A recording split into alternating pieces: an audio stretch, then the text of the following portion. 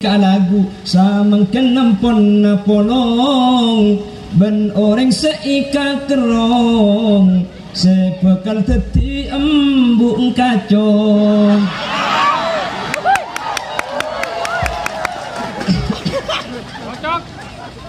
Rokok ini belum belas saya buka, belum belas saya beli cukup, beli kalau jangan pakai bagi burung kah, ini tersedia kak.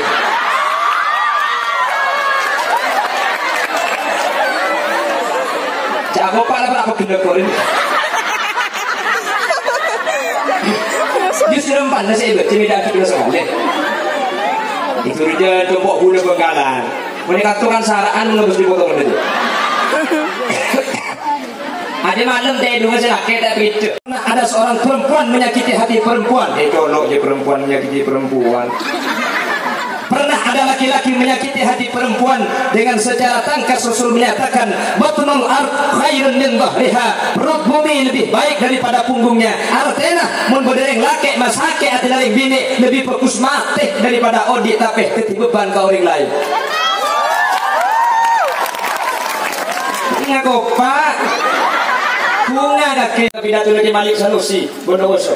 Beni tak oleh merokok mami keng kudu sesuai keluar dari Pajero, Fortuner, pakai kertas, jas, dasi. Mana Pak? Papi meeting mam.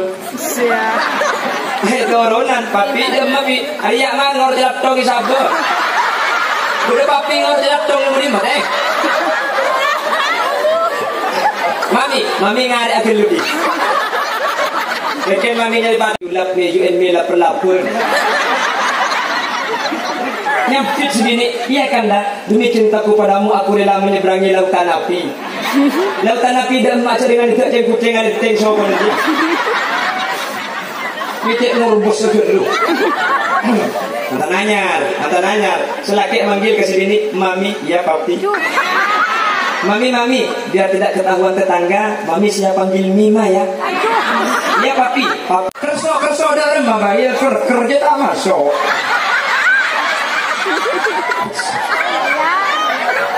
Lantikan mata pengguna cucu sampai ke akhirat, amin Allahumma. Bapak ibu hadirin saya muliakan Allah.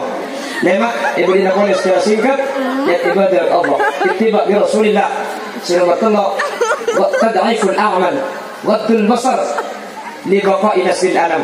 Insyaallah mulai mak ni keluarga baik mantan anyar mantan